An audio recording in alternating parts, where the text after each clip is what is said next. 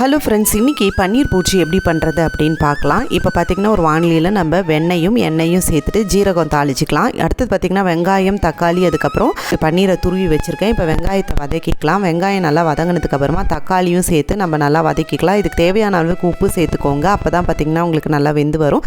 தக்காளி நல்லா வெந்ததுக்கப்புறம் நம்ம இப்போ மசாலாஸ்லாம் சேர்க்க போகிறோம். அதில் கொஞ்சமாக பச்சை மிளகா, கேப்சிகம் கூட நீங்கள் சேர்த்துக்கலாம். தக்காளி வதங்கினதுக்கு 1/4 டீஸ்பூன் மஞ்சத்தூள், மிளகாத்தூள், தனியாத்தூள், கரம் மசாலா, ஜீரகத்தூள், மல்லித்தூள் இதெல்லாம் சேர்த்து நல்லா நம்ம வதக்கிக்கலாம். இப்போ இது கூட நம்ம தயிர் சேர்த்துக்கலாம். தயிர் நல்ல டேஸ்டியாகவும் இருக்கும், நல்ல பைண்டிங் ஏஜென்ட்டாகவும் இருக்கும். இது கூட தேவையான அளவுக்கு தண்ணி சேர்த்துட்டு இப்போ நம்ம உதுத்து வச்சுருக்க பன்னீரையும் இது கூட சேர்த்துட்டு நல்லா மிக்ஸ் பண்ணி சர்வ் பண்ணோம் அப்படின்னா சூப்பரான பன்னீர் பூச்சி ரெடி. இது மேலே கொத்தமல்லி நம்ம கார்னிஷ் பண்ணி சர்வ் பண்ணிடலாம். கண்டிப்பாக ட்ரை பண்ணி பாருங்கள். இது சப்பாத்திக்கு இல்லை பன்னீர் தோசை கூட நீங்கள் இதை வச்சு ட்ரை பண்ணலாம். இந்த வீடியோ பிடிச்சிருந்தா மறக்காம சேனலை சப்ஸ்கிரைப் பண்ணிக்கோங்க. தேங்க்யூ.